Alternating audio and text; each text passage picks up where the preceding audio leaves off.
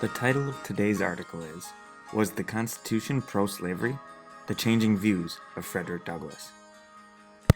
Hello and welcome to today's assignment of close reading.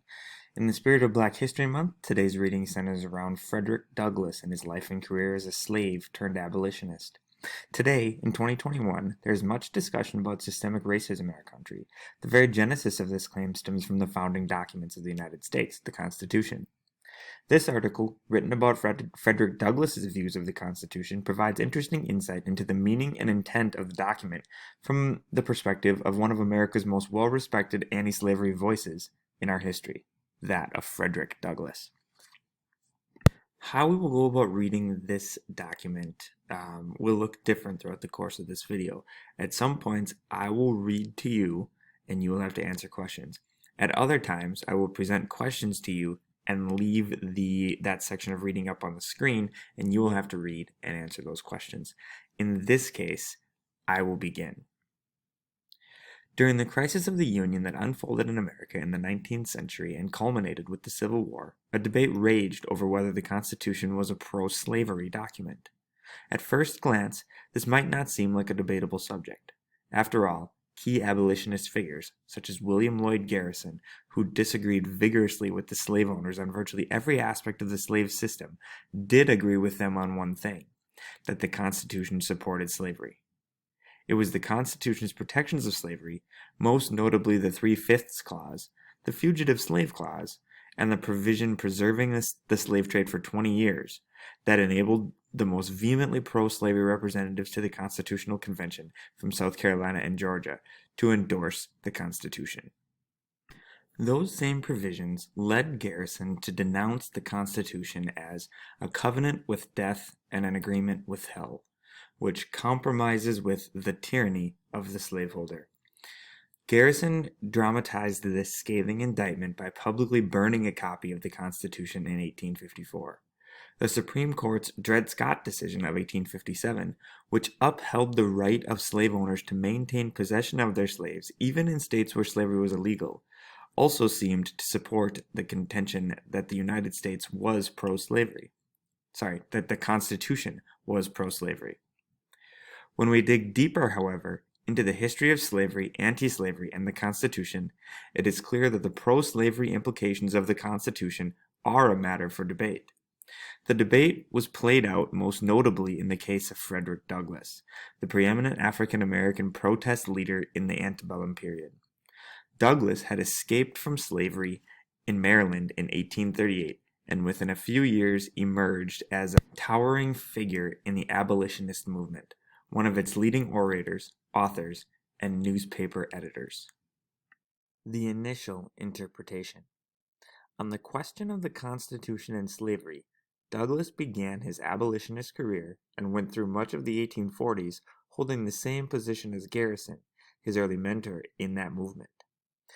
Even as late as 1850, Douglass, in his abolitionist newspaper, The North Star, condemned the Founding Fathers for having cunningly wrought into the Constitution the pro-life principle. Douglass argued that the Constitution's rhetoric about liberty was belied by its pro-slavery provisions. Liberty and slavery, opposite as heaven and hell, are both in the Constitution, and the oath to support the latter is an oath to perform that which God has made impossible. The man that swears support to its vows allegiance to two masters, so opposite that fidelity to one is necessarily treachery to the other. If we adopt the preamble with liberty and justice, we must repudiate the enacting clauses with kidnapping and slaveholding.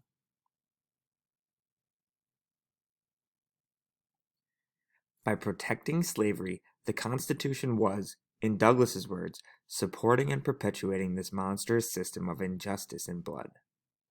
Douglass, with his flair for stirring oratory and writing, gave voice to this scorching abolitionistic indictment of the Constitution in a series of memorable speeches and editorials.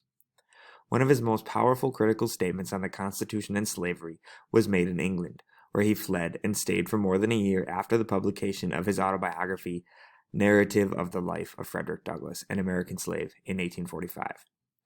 Because he lived in fear that his fame in the United States made him, as a fugitive slave, vulnerable to being kidnapped and returned to slavery in Maryland, Douglass condemned the fugitive slave clause of the American Constitution for giving to the slaveholder the right at any moment to set his well-trained bloodhounds upon the track of the poor fugitive, hunt him down like a wild beast, and hurl him back into the jaws of slavery from which he had, for a brief space of time, escaped. This clause of the Constitution consecrates every rood of earth in the land over which the Star-Spangled Banner waves as a slave-hunting ground.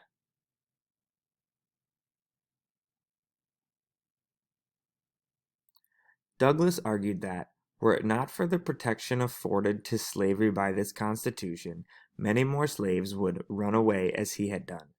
They do not love their masters so well as the tyrants sometimes flatter themselves. They do frequently run away. Reminding the London audience of his own escape from slavery, Douglass pointed to his presence as evidence of the slave's disposition to run away, a line that drew thunderous applause. Douglass also denounced the articles of the Constitution that authorized U.S. armed forces to protect slavery against slave rebellions by giving the President and Congress the power to suppress insurrections and stop domestic violence.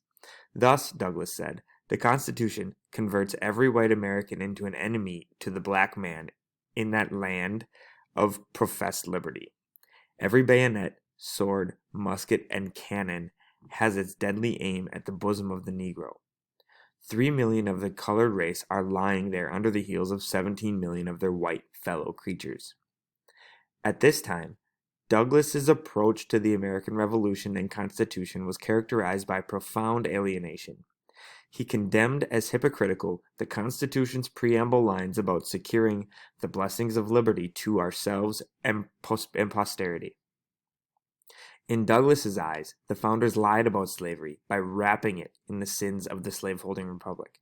In honeyed words, the identical men who framed the Constitution were trafficking in the blood and souls of their fellow men by speaking the language of liberty in a constitution that actually safeguarded racial slavery. The founders had, in Douglass's words, ensured that the whole system, the entire network of American society, would be one great falsehood from beginning to end, tyranny masking itself as democracy. Douglass's change of mind. The most powerful rebuttal to Fredrick Douglass's depiction of the Constitution as a pro-slavery document would come from Douglass himself. Later on, as he grew more independent of Garrison and finally broke with his former mentor's indictment of the Constitution. In 1851, after an ongoing dialogue with New York abolitionist Gerrit Smith, Douglass came to agree with Smith that the Constitution actually had anti-slavery implications. Douglass contended that those who claimed the Constitution was a pro-slavery document were misreading it. He saw the Constitution as having noble purposes, which were avowed in its preamble. Those words about liberty rendered it an instrument that could be wielded in behalf of emancipation. Douglass's turnaround on the Constitution was connected to his growing belief that the Garrisonian position on the politics of anti-slavery was impractical. Garrison had taken the moralistic stance that abolitionists ought not to vote or in any way participate in a political process that had been corrupted by the slave system and its pro-slavery constitution. Instead, Garrison advocated the use of moral suasion and the secession of the North states from the Union. The flaw in this position was that though it might protect the North from the immoral influence of slavery, it offered little in the way of effective steps to end slavery in the South. Douglass came to see what historian James Oakes, in his recent book on Douglass, Lincoln, and Anti-Slavery Politics, had termed the discrepancy in Garrisonian abolitionism between its historianic rhetoric and its remarkable passive plan of action. So his claim, James Oakes's claim, is that his sort of view of this is that it's remarkably passive in its plan of action for ending slavery. In the article following this one, Oakes shares his own reflections on the relationship between slavery and the Constitution. So thus, by recasting the Constitution as anti-slavery, Douglass could justify embracing the idea of voting and aligning abolitionists with those in the American electoral system who were critics of slavery and slave expansion, first in the Liberty Party and then in the Free Soil and Republican parties. This offered the prospect of using the vote to prevent the expansion of slavery westward, then to abolish the peculiar institution entirely. As part of his new mode of argument, Douglass adopted a very literal mode of interpreting the Constitution. He held that the Constitution meant what it said and said what it meant. Claims about slavery's constitutionality ought not to be accepted unless backed by plain language. In the Constitution. Here, Douglass took advantage of the founders' most notable silence, that the Constitution they wrote never mentioned the word slavery. Douglass saw this silence as evidence that the founders did not want the central document of the new republic to legitimize slavery by explicitly recognizing it. James Madison's notes from the convention confirmed that this refusal to name slavery derived from an anti-slavery sensibility, that some delegates thought it wrong to admit the Constitution had the idea that there could be property in men. For Douglass, the preamble occupied a central place in his anti-slavery reading of the Constitution. Douglass, in his 1860 speech on The Constitution and Slavery, invited readers to inspect the Constitution's preamble, to look at the objects for which the Constitution was framed and adopted, and see if slavery is one of them. Again, to look at the objects for which the Constitution was framed and adopted, so the reasons why the Constitution was framed and adopted, and see if slavery is one of those reasons that they wanted to form a new country. Douglass recited the preamble. We, the people of the United States, in order to form a more perfect union, establish justice, ensure domestic tranquility, provide for the common defense, promote the general welfare, and secure the blessings of liberty to ourselves and our posterity. Do ordain and establish this Constitution for the United States of America.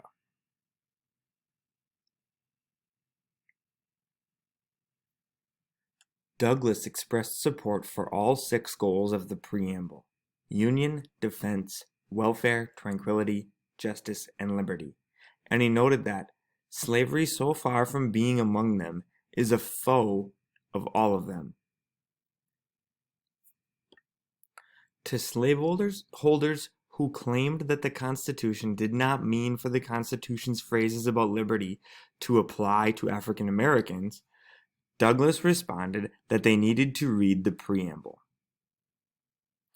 Its language is "we the people," not "we the white people," not even "we the citizens," not "we the privileged class," not "we the high," "we the low," but "we the people," not "we the horses, sheep, and swine," not wheelbarrows, but "we the people."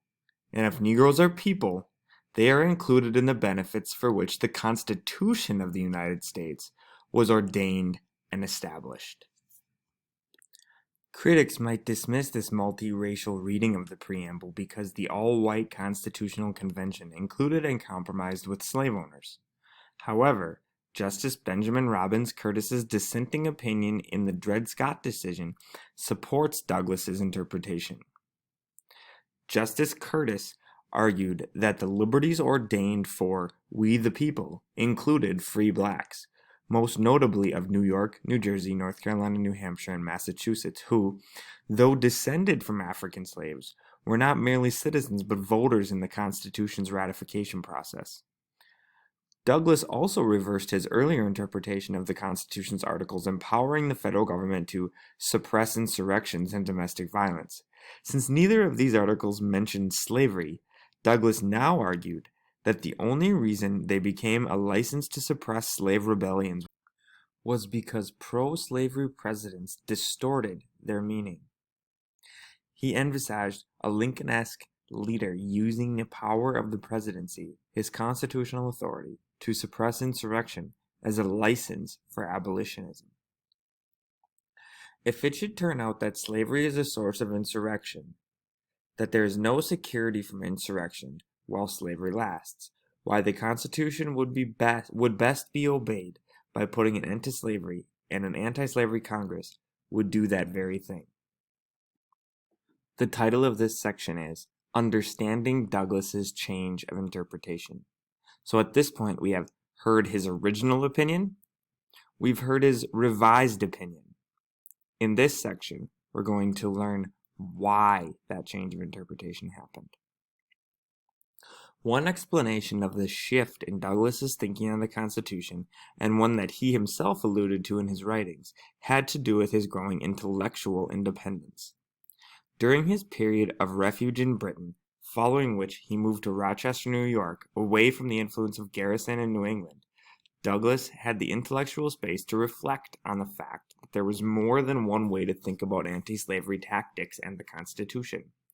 There, he opened himself to the ideas of a new and more political circle of abolitionists.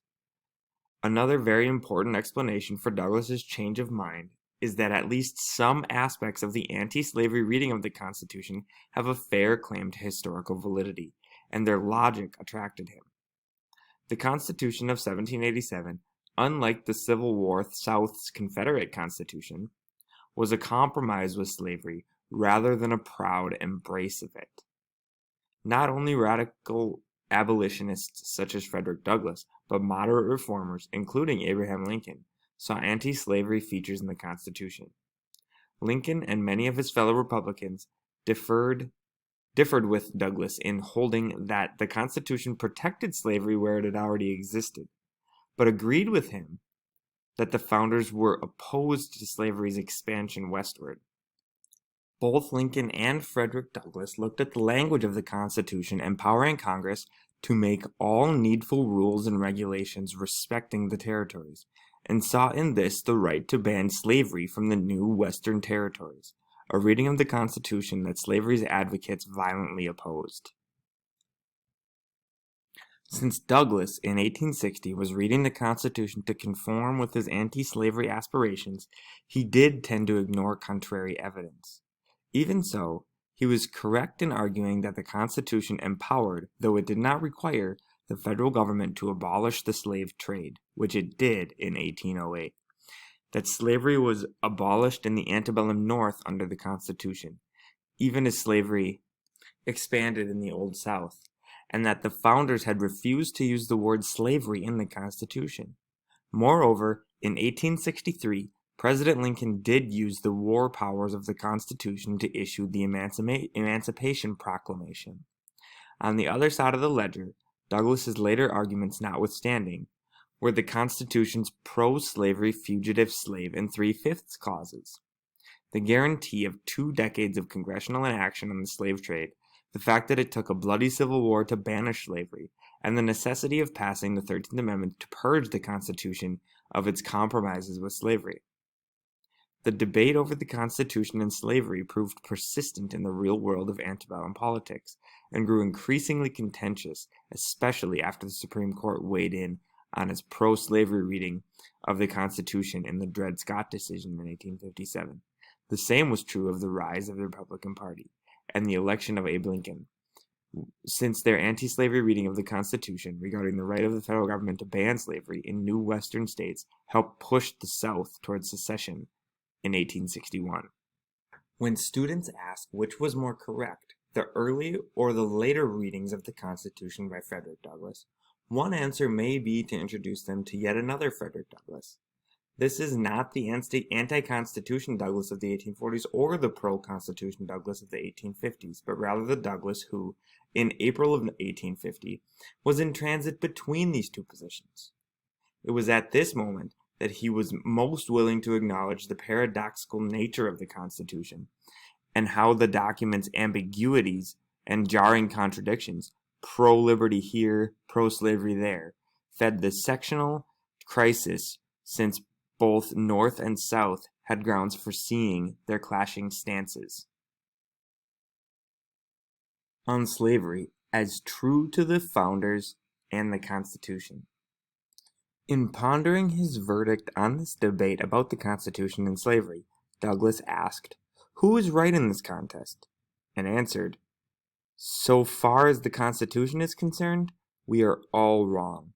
Since the Constitution was neither wholly pro or anti-slavery, but at war with itself, and the same would be true of antebellum America, whose political battles over such questions culminated in the bloodiest war in American history.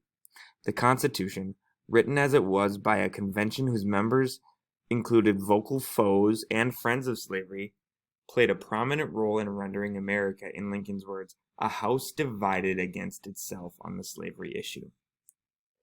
In this sense, the Constitution's flaws paved the way for the Civil War, and yet the Constitution, with its war powers and amending process, also made possible the new birth of freedom that Lincoln heralded at Gettysburg, and emancipation and the 13th Amendment finally took America beyond the constitutional compromises which first established and then divided the slaveholding republic. So again, what does this look like for us in 2021? Well, the Constitution remains a point of contention. On the screen right now are just a few headlines of each party claiming that the other is being unconstitutional. It's important to remember that the Constitution is a living document, meaning that it can be amended. There have been 27 amendments to the Constitution since 1776, but it's also important to remember what we just talked about in this video today, that Fredrick Douglass changed his opinion and took it more literally. Unless it is said in plain language, that's what he's going to believe. That was sort of his shift. That does not mean that that's how it's always going to be interpreted, but that was his particular shift in perspective. And with that, there are just a couple of questions left on the screen. Please answer those now. They're very opinion-based, but I'd like you to use evidence from the article that we just read to support your opinions. And completing these questions and this video as a whole earns you a unit for today.